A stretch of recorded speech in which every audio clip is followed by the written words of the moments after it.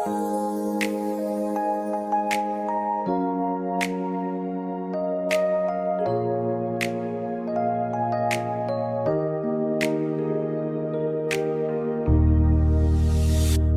នាំកន្លងស្មានថាជាគូស្មានថាជាគូដល់ថ្ងៃចូលមកលប់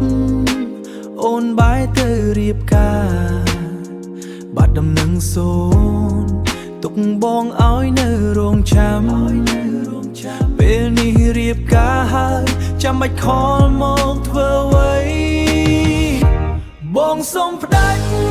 សូមឲ្យវាចំត្រឹមនឹងអូនមានគ្រួសារហើយបងក៏មិនចង់រំខា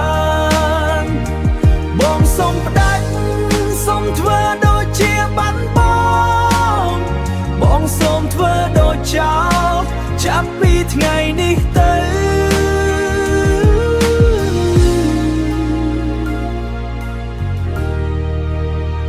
លែងមានយើងទៀតហើយលែងមានអនុស្សាវរីយ៍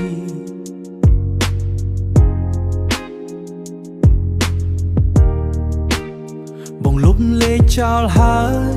លុបទាំងរូបថតចាស់ចាំង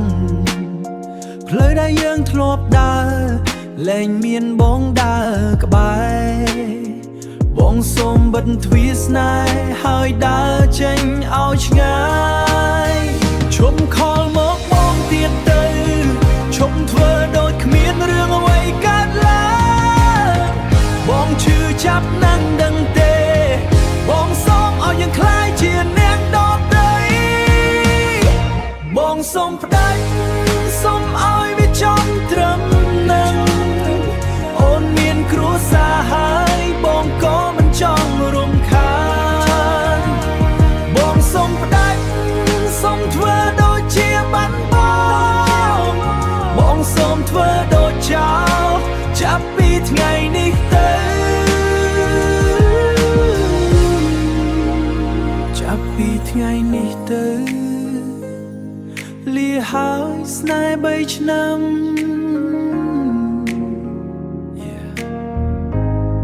បងនឹងរស់នៅម្នាក់ឯ